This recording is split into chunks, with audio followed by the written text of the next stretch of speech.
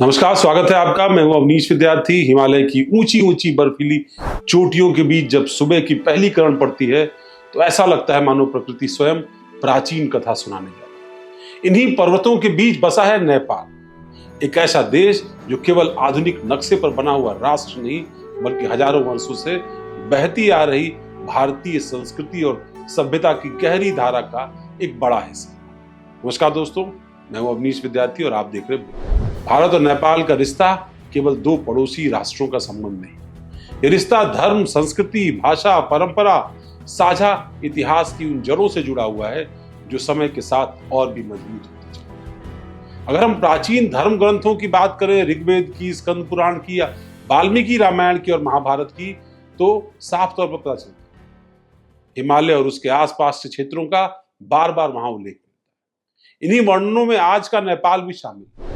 ये कारण है कि कई इतिहासकार मानते हैं कि भारत और नेपाल की सांस्कृतिक संबंध कम से कम 3000 साल पुराने। प्रसिद्ध इतिहासकार जॉन वेल्पटन अपनी पुस्तक हिस्ट्री ऑफ नेपाल में लिखते हैं कि नेपाल का इतिहास केवल पर्वतीय राज्य की कहानी नहीं है बल्कि यह पूरे दक्षिण एशिया की सांस्कृतिक धारा का एक अभिन्न हिस्सा है। नेपाल की पौराणिक कथाओं में एक बेहद रोचक कहानी सुनी। स्कंद पुराण के नेपाल महाकाव्य में लिखा हुआ है कि आज के काठमांडू घाटी जो कभी विशाल झील हुआ करती, इस झील को नागवास कहा जाता था और ये चारों तरफ से पहाड़ियों से घिरी हुई थी, रहस्यमयी और बेहद पवित्र भी मानी जाती है। किंवदंती कहती है कि एक दिन महान बौद्ध संत मंजुश्री यहाँ उन्होंने अपनी दिव्य शक्ति से चौभार की पहाड़ी को काट दिया।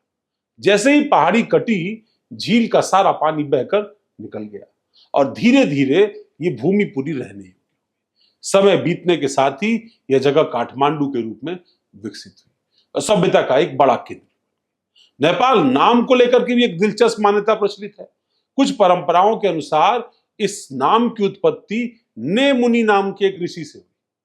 कहा जाता है कि उन्हीं के संरक्षण में यह भूमि विकसित हुई और लोगों ने इसे ने भूमि यानी नेपाल कहना शुरू। अब बात वैदिक साहित्य की भी। वैदिक साहित्य में हिमालय को देवता और ऋषियों की तपस्थली कहा गया। ऋग्वेद में हिमालय की महिमा का खूब वर्णन किया गया। यह देवताओं का महान पर्वत जहां से जीवनदायिनी नदियां निकलती हैं, धरती को जीवन देती है। बाद में पुराणों में हिमालय को भगवान शिव का निवास स्थान बनाया गया। आप जानते हैं कि कैलाश पर्वत वही। नेपाल स्थित प्रसिद्ध पशुपतिनाथ का मंदिर इसी आस्था का एक जीवंत प्रतीक।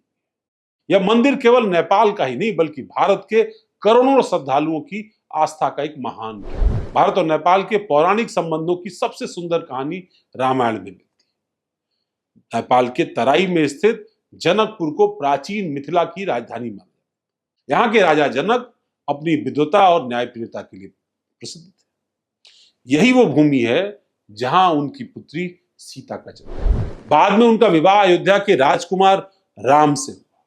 यह विवाह केवल दो व्यक्तियों का मिलन नहीं था बल्कि दो क्षेत्रों मिथिला और अयोध्या के बीच एक सांस्कृतिक सेतु बन गया था। यही कारण है कि राम और सीता की कथा भारत और नेपाल दोनों देशों की साझा विरासत यानी साझी विरासत का प्रतीक बना। महाभारत में भी हिमालय को आध्यात्मिक साधना का महान केंद्र बताया। कथा के अनुसार पांडवों ने अपने जीवन का अंतिम समय महाप्रस्थान की यात्रा हिमालय की ओर ही की थी। नेपाल के कई पहाड़ी क्षेत्रों में आज भी ऐसी लोक कथाएं सुनाई जाती हैं जो पांडवों की इस यात्रा से पूरी तरीके से रची बसी।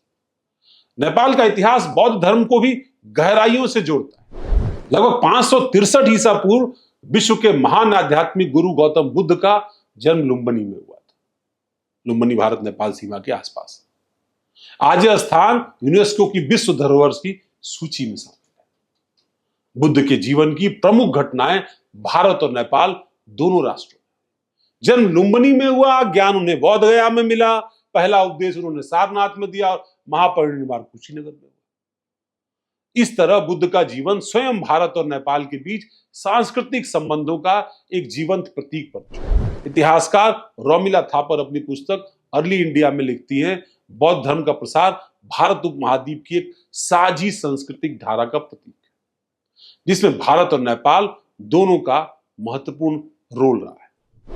3वीं शताब्दी ईसा पूर्व में महान मौर्य सम्राट अशोक ने बौद्ध धर्म के प्रचार के लिए अनेक तीर्थ स्थलों की यात्रा की। लुम्बिनी में स्थित अशोक स्तंभ आज भी इस बात का ऐतिहासिक प्रमाण है कि उस समय भारत और नेपाल के बीच धार्मिक सांस्कृतिक संपर्क स्थापित। नेपाल के इतिहास में कई महत्वपूर्ण राजवंश हुए जिनका भारत के साथ गहरा नाता रहा, बेटी और रोटी का। प्राचीन काल में किरात वंश के शासकों ने यहां पर शासन किया। इसके बाद लिच्छवी वंश का उदय हुआ। इसका संबंध प्राचीन भारतीय नगर वैशाली से माना जाता है।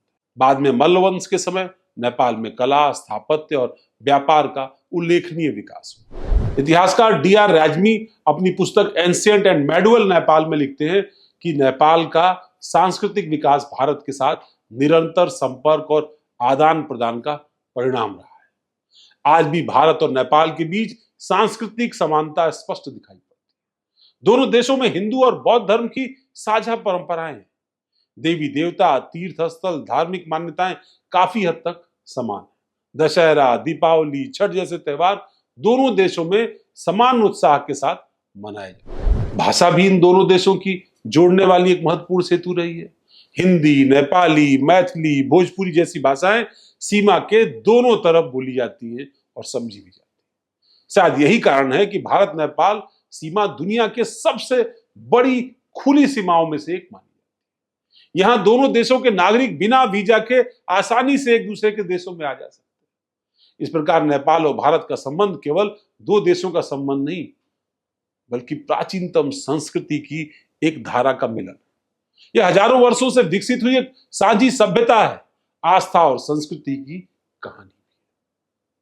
मिथिला में जन्मी मां सीता, लुम्बिनी में जन्मे भगवान बुद्ध और हिमालय की पवित्र तपस्थलियां आज भी इस गहरे संबंध की जीवंत गवाही देती है। समय बदलता है, सीमाएं बदलती हैं, राजनीति भी बदलती है, लेकिन भारत और नेपाल के बीच सांस्कृतिक विरासत आज भी दोनों देशों को दिल से एक दूसरे के बेहद करीब बनाए। आपको हमारी पेशकश कैसी लगी, कमेंट करके हमें जरूर बताइएगा। हमारे सोशल मीडिया प्लेटफॉर्म्स को फॉलो करिए। लगातार हमारा हौसला बढ़ाने के लिए आप सभी का बहुत बहुत धन्यवाद। नमस्कार।